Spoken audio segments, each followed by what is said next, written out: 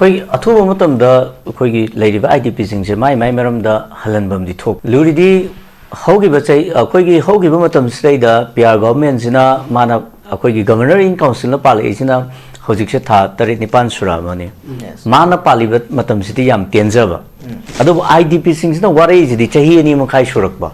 aduna sigi governor in council dana matam yam phangdaba IDP singdana achawa pulum moirakba apika pipa macha eng sai the job card ki amagi moida leijagadaba mayam jingdo adugi moida care logadaba mayam jingdo lisang sina loroktabani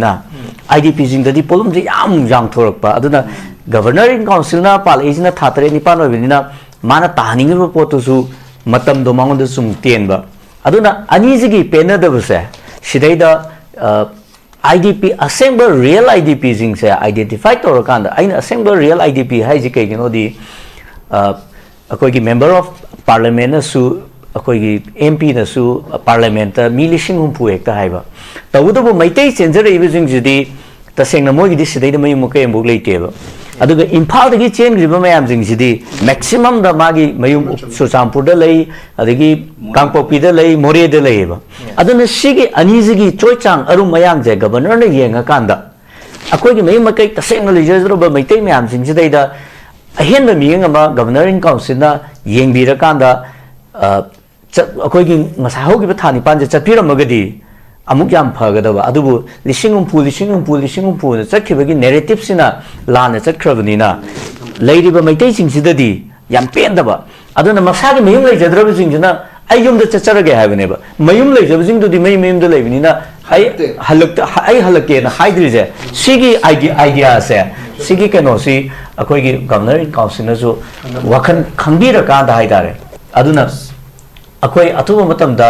sanghana nabadu hona biu tawudu governor in council jina matam ten bana oiramba yai natraga hanadagi chatharaba phibam jidai da kaino ama leiramba yai ko aduna leiriba IDP singnadi asuki matik pendre haiba poto adudi yam mayek senge haitare ne Mazing sige Kangleipal da laksake kogi manipuri ama oina haiba tare adu ngasi thamjari topic sira ki IDP sing na law ki site ki tholaiba kholaw haiba tare ko Yumda Hanjarage na si adu ngasi thamjari topic siga kamai yengbe ai sige bakhum si thamdringai da ko manipur myam jai ta sekna thagat pa phungdok chaninge hai tare handaki leigiba sangai festival sidai da IDPs myamna mangjil thana chongthora kanda aikoi gi hak phungnana bo honaba matamda aikoi sigum khongjang ama khongthang ama lokhalakani masidai da myamna support to view haidana torokpa matamda sangai festival jidai da khunthak lan sikhibudo tasengna ai manipur gi myam je ai thagat pa phungdok chaninge haidare luridi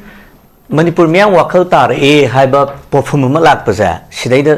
waruba mi khara sulaiba myam je wakhal su ta haning da bai tare adugumba kanglupam sulai se kudamoina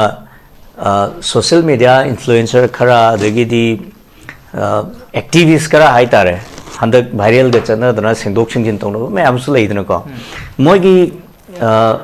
moigi chronology yeng kanda ngasagi myam jidai da maralama sijilamaga masa lithokna na honaba myam am sulai adubu Miam je wakal taraktana masana hongnaru batawdana thingu batawdana wakal tana sangai festival da adugumba perform ma utki baiza tasengna miam gi achoba mai pakpane na aidina mai lokjini hoi akon bagi isai dusu mafam hungai ji ngasai gi khumalam pake leiba magi khundari ba mongji community suba aduna maitai khaktagi oiba perform ama wafam ju leibe yadabnina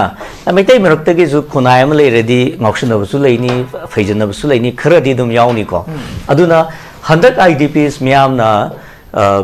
lanjenara ba maitai myamna khullonaraga haijaba matamda manipur myamna tabigi hai wafam ji mide myam gi pakhumji khumdringai dai thamjani ga haitare atopa wafam amana aikhoi maitai gi oiba maikai dagi IDP singsa kayamuk yamna luge sa machine ngasi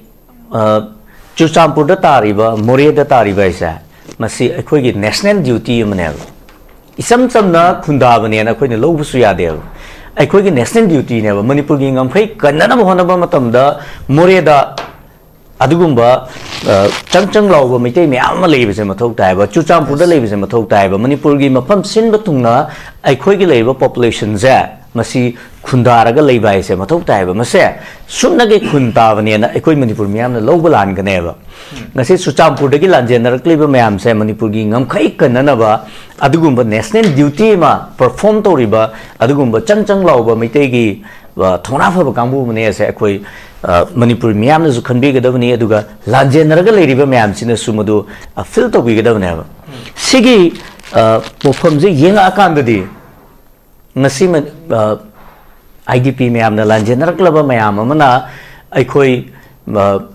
ꯏꯔꯝꯗ ꯍꯟꯖꯔꯒꯦ ꯑꯩꯒꯤ ꯌꯨꯝꯗ ꯍꯟꯖꯔꯒꯦ ꯑꯩꯒꯤ ꯈꯣꯏꯔꯤ ꯅꯥꯐꯝ ꯇꯥꯐꯝꯗ ꯍꯟꯖꯔꯒꯦ ꯍꯥꯏꯕ ꯋꯥꯐꯝ ꯑꯃ ꯂꯥꯛꯏꯁꯦ ꯃꯁꯤ ꯌꯥꯝꯅ ꯀꯩ ꯍꯥꯏꯇꯥꯔꯦ ꯌꯥꯝꯅ ꯇꯉꯥꯏ ꯐꯗꯕ ꯑꯗꯨꯒ ꯃꯅꯤꯄꯨꯔ ꯃꯌꯥꯝꯅꯁꯨ ꯃꯄꯨꯡ ꯐꯥꯅ ꯁꯧꯒꯠꯐꯝ ꯊꯣꯛꯄ ꯑꯗꯨꯒꯨꯝꯕ ꯏꯍꯧ ꯑꯃꯅꯦꯕ ꯃꯗꯨꯅ ꯑꯩꯈꯣꯏꯒꯤ ꯅꯦꯁꯅꯦꯜ ꯗ꯭ꯌꯨꯇꯤ ꯄꯔꯐꯣꯔꯝ ꯇꯧꯔꯤꯕ ꯁꯤꯒꯤ ꯂꯩꯔꯤꯕ ꯃꯤꯇꯩ ꯃꯌꯥꯝꯁꯤꯡꯁꯦ ꯃꯁꯤ ꯃꯄꯨꯡ ꯐꯥꯅ ꯃꯅꯤꯄꯨꯔ ꯃꯌꯥꯝꯅ ꯁꯄꯣꯔꯠ ꯇꯧꯕꯤꯌꯨ ꯍꯧꯖꯤꯛ IDP ꯃꯌꯥꯝꯁꯤꯡꯁꯦ ꯍꯧꯈꯤꯕ ꯆꯍꯤ 2 ꯃꯈꯥ ꯍꯦꯟꯕꯁꯤꯗꯩꯗ ꯋꯥꯔꯒ ꯂꯥꯛꯈꯤꯕꯁꯦ ꯃꯁꯤ ꯇꯔꯥꯏꯕ ꯑꯣꯏꯗꯦ ꯍꯥꯏꯇꯥꯔꯦ ꯑꯍꯥꯟꯕꯗ ꯍꯧꯒꯠꯂꯛꯄ ꯃꯇꯝꯗꯗꯤ ꯂꯥꯟꯅꯤ ꯑꯩꯈꯣꯏ ꯋꯥꯐꯝ ꯊꯣꯛꯏ ꯑꯩꯈꯣꯏ ꯃꯁꯤꯗꯩꯗ ꯑꯩꯈꯣꯏꯅ ꯉꯁꯤ ꯔꯤꯂꯤꯐ ꯀꯦꯝꯞꯇ ꯂꯩꯔꯒ ꯈꯥꯡꯉꯤꯁꯦ ꯏꯃꯥ ꯂꯩꯕꯥꯛꯀꯤꯗꯃꯛꯇꯅꯤ ꯈꯥꯡꯐꯝ ꯊꯣꯛꯏꯁꯦ ꯂꯣꯏꯅꯃꯛꯇ ꯐꯤꯜ ꯇꯧꯔꯝꯒꯅꯦꯕ ꯃꯗꯨꯒꯤ ꯃꯇꯝꯗꯨꯗꯒꯤ ꯍꯧꯅ ꯂꯩꯉꯥꯛꯁꯤꯅ ꯀꯦꯌꯔ ꯂꯧꯕꯤꯔꯝꯃꯒꯗꯤ ꯀꯦꯌꯔ ꯇꯧꯕꯤꯔꯝꯃꯒꯗꯤ ꯑꯄꯤꯛꯄ हिरम मचा मचा मैमजिंगसे मसी फजना लेंगाक्सिना येंजनबिरमगदी ngasi IDPs मैमना वारिबसे ngasi IDPs मैमना खोसाउनरिबसे सि खोसाउनरमदबसु यायबा हौजिकसु गवर्नर इन काउंसिल ना नत्रगा इंडिया गी लेरिबा लेंगाक्सिना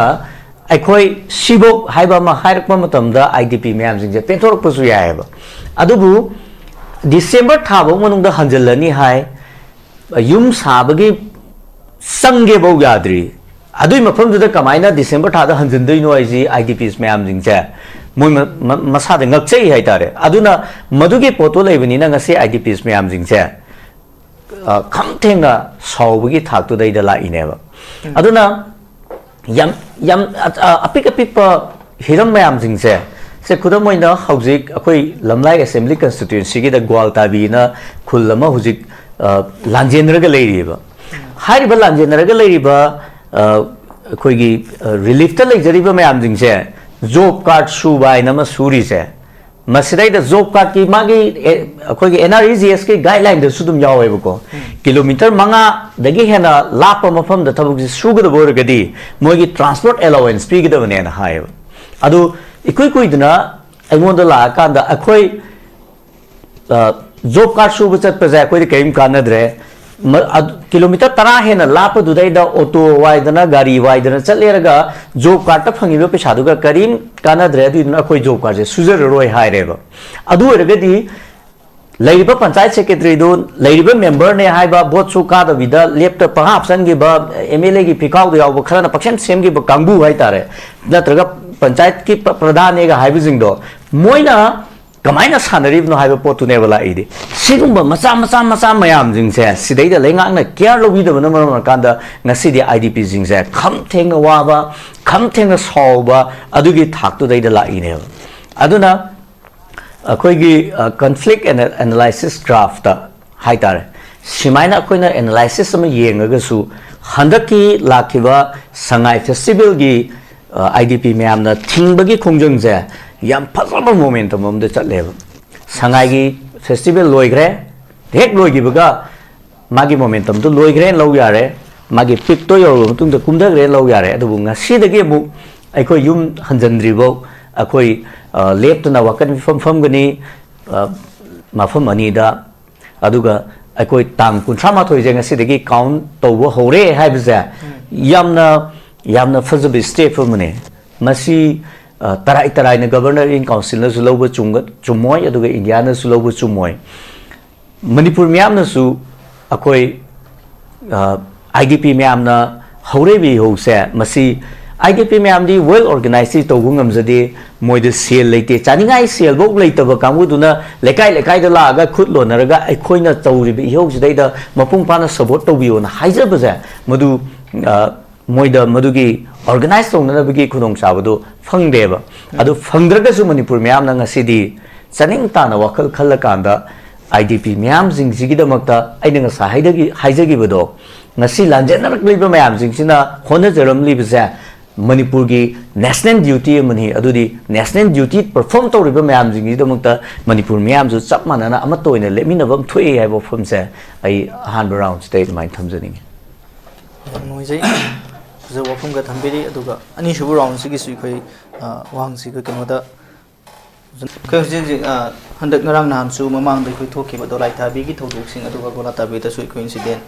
IDP सिंग न मयु हंजि जरगे न चंगला पुदा खि मसिंग हामबो सिक्योरिटी फोर्सिंग न थिंगबा मदि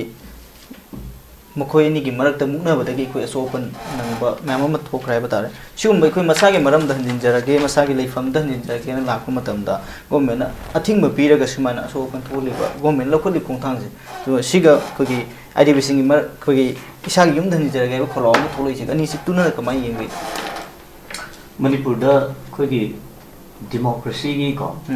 magi wan thoksi mangi si ngasi gi tangkak si ngasi gi phambak si dai dinatre yam sang na mang re haitare iho ma movement ama kamaina deal to gudage se masi lairiba agency मैम सिंग हाइतारे police ना दगी लाइरिबा ma'am सिंग सिना हेना खनबम थोपने खंबम थोपने अदुना यारिगै अखोइगी मियाम सिगा मुंगना दनबा असे अखोइना ngawai johnson higher secondary school da tamningai da lari अखोइगी मतम दु दैदा OC ji pabung ibo bisakanam leirame ma khojiti retire chalamani moina deal to bugi moong se yam phasana dum to e nang pabung la e du to yamna missing je phasana magi human oina treat to kanda deal to rameb hojiksina democracy sigi magi leriba keno si democratic oiba movement je kamaina deal to gudage si leriba keno mayam sing sina khangak to gi pot ama su lakba aduna confrontation to bugi chang je yam wangak pai dare aduna masi yamna akhoi da pam da thodok amane hai tare adu laibuk phobudi gwaltabi gi aroibagi gwaltabi da to gi ihok sidai di laibe state forcing si yam phajana keno to bi moi maximum moi miam sok tanaba yam hone jai tawdu yong ni na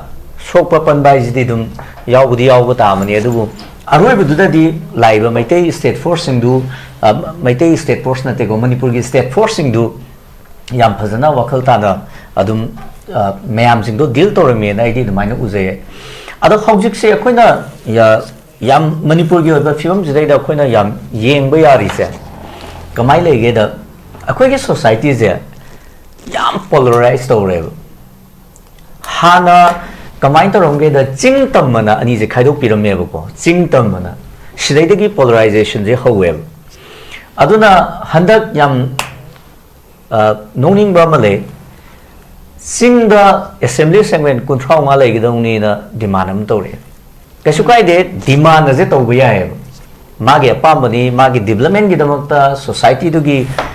welfare gi damakta to bu ya hai adubu khudo mina tilaga tapak ta kunmanga na hai bodo adudi yada bo pot amne adudi music to ko eba madudi to bum thok te ba mai tai ne ST demand to jo bodo ya eba magi right ne ba magi welfare gi damakta to jo ne ba ado mai tai pangal to ku su ya eba kasu kai de ba magi right ne ba adu tapak ta na kunmanga chingdana adu gaina haira gadi adudi haiman simgan pasing thok bai do adu kawi adudi music to kawi asigum sti yade aduna chingtam gi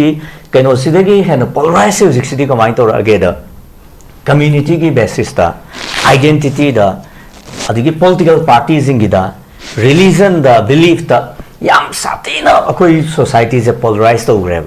aduna missing ji akoi gi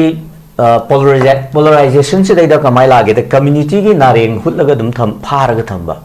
political parties singnasu magi mi sing nareng hulaga pharaga thambagi fibamda adagi MLA singnasu adagi candidates singnasu simaina mi sing je magi ideology to dai da nareng hula thamaga akoigi ke hai tare society ji am sathina polarized tawreba sisina marum ka da akoi je khumam choksan bangam da ba society mo oireba aduna akoi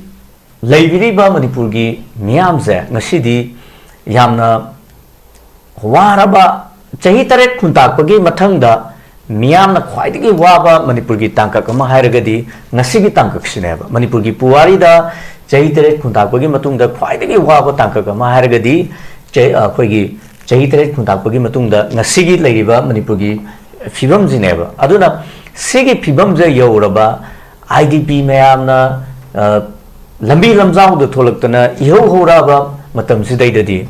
ekhoi miyam je amutang maitai ron da chaning ta na wakan khan bai ja si amathau tareba ai gi thajariba political party do adu ngakang nakan da thambiyo ai aina ujariba identity do nakan da ngak thambiyo ekhoi khuding maksa amutang chaning ta na wakal khanbi ra kanda afaba amadi fattaba haiba ani leiganeba ko sigi ani jidaida sijina phai sijina fatte haiba adugi firep to daida adugi wakalon du daida akoi hujik sa decision lawmi na bam changeba akoi gi luching ba mana haire ije kadai bok chumni haibigi anatraga kadai bok lali haibigi ai horen job card ka manipur da job card ai je photo kapaga paisa lo to pura sagun to bagi keno ma oirabane manipur ko adu job card ta natraga lengang na piba khudong chaba ma da natraga khangna chana ba ma candidate amano oibe madugi leiba khudong chaba mayam jing do nakan da thambira kanda leibak si kanana ba manipur kanana ba madugi English ta hargana self retrospection na ije ko akoi amutang wakan khandabam changeba punamak khenaba me abjing je punamak thado kanda akoi self retrospection tawra kanda akoi manipur gi achumba decision ama lobam changeba kaigino haragadi ai ngasai ahobudu zo haijagi bituni leiba IDP jingsina hana logjarmi bese manipur gi ngamkhai kaidana bagi damakta leibak sigi thongdang ama lawra kanda moina moreda leramini moina chuchampur da leramini tonga mafam jidai da kangpopi da leiramini moina leirami se lebak sigi achaw thodang amga loina naneba aduna aina ngasa haijagi bido moina lo leibirami ba me ID ngasi lanje na reiba me amjing na leirami se national beauty amagi dam ta leiram baneba aduna moi me amna maramdam da hangi ba se magi marai kai da hangi ba se masidai da aikoi kuding mangna khena ba pumba kaw thu kanda aikoi kuding mak sogwala kanda sigi leiriba ireisa mayam jingse harau na lei preng bulaga magi maram dam dudaida thinba ngamna na bage khoi adugumba thodang ama akhoi gi mangda taraga lei hai wafam sai thamjani wang sigi loshila kuta waja kangni pon da lakse ge khoi gi hoji phobu yo nai khoi gi irang asiga ngasi thamjari topics ki sumari lena nai khoi gi maru oina khoi gi lan tholak badagi lan jena don lei ba IDP sing asi masa masa gi mafam sing da ꯅꯤꯡꯊꯤꯅ ꯊꯝꯕꯁꯤꯅ ꯑꯩꯈꯣꯏꯒꯤ ꯁꯣꯂꯨꯁꯟꯁꯨ ꯑꯣꯏꯔꯛꯀꯗꯣꯏꯅꯦ ꯁꯤꯒꯨꯝꯕ ꯈꯣꯡꯊꯥꯡꯁꯤꯒꯤꯗꯃꯛꯇ ꯑꯩꯈꯣꯏꯒꯤ ꯍꯧꯖꯤꯛ ꯍꯧꯖꯤꯛ ꯂꯩꯔꯤꯕ P R ꯒꯣꯔꯃꯦꯟꯁꯤꯅ ꯂꯧꯈꯠꯂꯤꯕ ꯈꯣꯡꯊꯥꯡ ꯍꯥꯏꯕ ꯇꯥꯔꯦ ꯑꯗꯨꯒ ꯄꯥꯏꯈꯠꯂꯤꯕ ꯊꯧꯔꯝꯁꯤꯡ ꯑꯗꯨꯒ ꯍꯧꯖꯤꯛ ꯐꯥꯎꯒꯤ ꯑꯣꯏꯔꯤꯕ ꯃꯌꯥꯝꯅ ꯎꯅꯔꯤꯕ ꯃꯑꯣꯡꯁꯤꯒ ꯇꯨꯅꯅ ꯑꯔꯣꯏꯕ ꯑꯣꯏꯅ ꯀꯃꯥꯏꯅ ꯌꯦꯡꯕ ꯌꯥꯏ ꯀꯗꯥꯏ ꯐꯥꯎꯕ ꯊꯥꯖꯅꯤꯡꯉꯥꯏ ꯑꯣꯏꯔꯤꯒꯦ ꯑꯗꯨ ꯑꯩꯈꯣꯏ ꯑꯊꯨꯕ ꯃꯇꯝꯗ ꯑꯩꯈꯣꯏꯒꯤ ꯂꯩꯔꯤꯕ IDP ꯁꯤꯡꯁꯦ ꯃꯥꯏ ꯃꯔꯝꯗ ꯍꯜꯍꯟꯕꯝꯗꯤ ꯊꯣꯛꯄ ꯂꯨꯔꯤꯗꯤ ꯍꯧꯈꯤꯕ ꯆꯍꯤ ꯑꯩꯈꯣꯏꯒꯤ ꯍꯧꯈꯤꯕ ꯃꯇꯝꯁꯤꯗꯩꯗ PR ꯒꯣꯚꯔꯟꯃꯦꯟꯠꯁꯤꯅ ꯃꯥꯅ ꯑꯩꯈꯣꯏꯒꯤ ꯒꯚꯔꯅꯔ ꯏꯟ ꯀꯥꯎꯟꯁꯤꯜꯅ ꯄꯥꯜꯂꯛꯏꯁꯤꯅ ꯍꯧꯖꯤꯛꯁꯦ ꯊꯥ 8-9 ꯁꯨꯔꯛꯑꯃꯅꯤ ꯃꯥꯅ ꯄꯥꯜꯂꯤꯕ ꯃꯇꯝꯁꯤꯗꯤ ꯌꯥꯝ ꯇꯦꯟꯖꯕ ꯑꯗꯨꯕꯨ IDP ꯁꯤꯡꯁꯤꯅ ꯋꯥꯔꯛꯏꯁꯤꯗꯤ ꯆꯍꯤ 2 ꯃꯈꯥꯏ ꯁꯨꯔꯛꯄ ꯑꯗꯨꯅ ꯁꯤꯒꯤ ꯒꯚꯔꯅꯔ ꯏꯟ ꯀꯥꯎꯟꯁꯤꯜꯗꯅ ꯃꯇꯝ ꯌꯥꯝ ꯐꯪꯗꯕ IDP ꯁꯤꯡꯗꯅ ꯑꯆꯧꯕ ꯄꯣꯂꯨꯝ ꯑꯃ ꯑꯣꯏꯔꯛꯄ ꯑꯄꯤꯛꯄ ꯃꯆꯥ ꯑꯩ ꯉꯁꯥꯏ ꯍꯥꯏꯕꯗꯣ ꯖꯣꯕ ꯀꯥꯔꯗꯀꯤ ꯑꯃꯒꯤ ꯃꯣꯏꯗ ꯂꯩꯖꯒꯗꯕ ꯃꯌꯥꯝꯁꯤꯡꯗꯣ ꯑꯗꯨꯒꯤ ꯃꯣꯏꯗ ꯀꯦꯌꯔ ꯂꯧꯒꯗꯕ ꯃꯌꯥꯝꯁꯤꯡꯗꯣ ꯂꯤꯁꯥꯡꯁꯤꯅ ꯂꯧꯔꯛꯇꯕꯅꯤꯅ IDP ꯁꯤꯡꯗꯗꯤ ꯄꯣꯂꯨꯝꯁꯦ ꯌꯥꯝ ꯊꯣꯔꯛꯄ ꯑꯗꯨꯅ ꯒꯚꯔꯅꯔ ꯏꯟ ꯀꯥꯎꯟꯁꯤꯜꯅ ꯄꯥꯜꯂꯛꯏꯁꯤꯅ ꯊꯥ 8-9 ꯑꯣꯏꯕꯅꯤꯅ ꯃꯥꯅ ꯇꯥꯍꯟꯅꯤꯡꯉꯤꯕ ꯄꯣꯠꯇꯨꯁꯨ ꯃꯇꯝꯗꯣ ꯃꯉꯣꯟꯗ ꯁꯨꯝ ꯇꯦꯟꯕ ꯑꯗꯨꯅ ꯑꯅꯤꯁꯤꯒꯤ ꯄꯦꯟꯅꯗꯕꯁꯦ ꯁꯤꯗꯩꯗ IDP ꯑꯁꯦꯡꯕ ꯔꯤꯌꯦꯜ IDP ꯁꯤꯡꯁꯦ ꯑꯥꯏꯗꯦꯟꯇꯤꯐꯥꯏ ꯇꯧꯔꯀꯥꯟꯗ ꯑꯩꯅ ꯑꯁꯦꯡꯕ ꯔꯤꯌꯦꯜ IDP ꯍꯥꯏꯁꯤ ꯀꯩꯒꯤꯅꯣꯗꯤ ꯑꯩꯈꯣꯏꯒꯤ ꯃꯦꯝꯕꯔ ꯑꯣꯐ ꯄꯥꯔꯂꯤꯌꯥꯃꯦꯟꯅꯁꯨ ꯑꯩꯈꯣꯏꯒꯤ MP ꯅꯁꯨ ꯄꯥꯔꯂꯤꯌꯥꯃꯦꯟꯇ ꯃꯤ 50,000 ꯍꯦꯛꯇ ꯍꯥꯏꯕ ꯇꯧꯕꯇꯕꯨ ꯃꯩꯇꯩ ꯆꯦꯟꯖꯔꯛꯏꯕꯁꯤꯡꯁꯤꯗꯤ ꯇꯁꯦꯡꯅ ꯃꯣꯏꯒꯤꯗꯤ ꯁꯤꯗꯩꯗ ꯃꯌꯨꯝ ꯃꯀꯩ ꯂꯩꯇꯦꯕ ꯑꯗꯨꯒ ꯏꯝꯐꯥꯜꯗꯒꯤ ꯆꯦꯟꯈ꯭ꯔꯤꯕ ꯃꯌꯥꯝꯁꯤꯡꯁꯤꯗꯤ ꯃꯦꯛꯁꯤꯃꯝꯗ ꯃꯥꯒꯤ ꯃꯌꯨꯝ ꯆꯨꯔꯆꯥꯟꯄꯨꯔꯗ ꯂꯩ ꯑꯗꯒꯤ ꯀꯥꯡꯄꯣꯛꯄꯤꯗ ꯂꯩ ꯃꯣꯔꯦꯗ ꯂꯩꯌꯦꯕ ꯑꯗꯨꯅ ꯁꯤꯒꯤ ꯑꯅꯤꯁꯤꯒꯤ ꯆꯣꯏꯆꯥꯡ ꯑꯔꯨꯝ ꯃꯌꯥꯡꯁꯦ ꯒꯕꯔꯅꯔꯅ ꯌꯦꯡꯉꯀꯥꯟꯗ ꯑꯩꯈꯣꯏꯒꯤ ꯃꯌꯨꯝ ꯃꯀꯩ ꯇꯁꯦꯡꯅ ꯂꯩꯖꯗ꯭ꯔꯕ ꯃꯩꯇꯩ ꯃꯌꯥꯝꯁꯤꯡꯁꯤꯗꯩꯗ ꯑꯍꯦꯟꯕ ꯃꯤꯠꯌꯦꯡ ꯑꯃ ꯒꯕꯔꯅꯔ ꯏꯟ ꯀꯥꯎꯟꯁꯤꯜꯅ ꯌꯦꯡꯕꯤꯔꯀꯥꯟꯗ ꯑꯩꯈꯣꯏꯒꯤ ꯉꯁꯥꯏ ꯍꯧꯈꯤꯕ ꯊꯥ 9ꯁꯦ ꯆꯠꯄꯤꯔꯝꯃꯒꯗꯤ ꯑꯃꯨꯛ ꯌꯥꯝ ꯐꯒꯗꯕ ꯑꯗꯨꯕꯨ 50,000 ꯆꯠꯈꯤꯕꯒꯤ ꯅꯦꯔꯦꯇꯤꯚꯁꯤꯅ ꯂꯥꯟꯅ ꯆꯠꯈ꯭ꯔꯕꯅꯤꯅ ꯂꯩꯔꯤꯕ ꯃꯩꯇꯩꯁꯤꯡꯁꯤꯗꯗꯤ ꯌꯥꯝ ꯄꯦꯟꯗꯕ ꯑꯗꯨꯅ ꯃꯁꯥꯒꯤ ꯃꯌꯨꯝ ꯂꯩꯖꯗ꯭ꯔꯕꯁꯤꯡꯁꯤꯅ ꯑꯩ ꯌꯨꯝꯗ ꯆꯠꯆꯔꯒꯦ ꯍꯥꯏꯕꯅꯦꯕ ꯃꯌꯨꯝ ꯂꯩꯖꯕꯁꯤꯡꯗꯨꯗꯤ ꯃꯌꯨꯝꯗ ꯂꯩꯕꯅꯤꯅ ꯑꯩ ꯍꯜꯂꯛꯀꯦꯅ ꯍꯥꯏꯗ꯭ꯔꯤꯁꯦ ꯁꯤꯒꯤ ꯑꯥꯏꯗꯤꯌꯥꯁꯦ ꯁꯤꯒꯤ ꯀꯩꯅꯣꯁꯤ ꯑꯩꯈꯣꯏꯒꯤ ꯒꯕꯔꯅꯔ ꯏꯟ ꯀꯥꯎꯟꯁꯤꯜꯅꯁꯨ ꯋꯥꯈꯜ ꯈꯪꯕꯤꯔꯀꯥꯟꯗ ꯍꯥꯏꯇꯥꯔꯦ ꯑꯗꯨꯅ ꯑꯩꯈꯣꯏ ꯑꯊꯨꯕ ꯃꯇꯝꯗ ꯆꯪꯍꯟꯅꯅꯕꯗꯣ ꯍꯣꯠꯅꯕꯤꯌꯨ तबुदबु गवर्नर इन काउंसिल जिन मतम तेनबना ओइरंबे याय नत्रगा हानदगी चथरबा फिबम जिदैदा कइनो अमा लेरंबे याय को अदुना लेरिबा आईडीपी सिंगनदी असुकी मतिक पेंद्रे हाइबा पोतो अदुदी याम मयेक सेंगे हाइतारेने मोइजिंग सिगी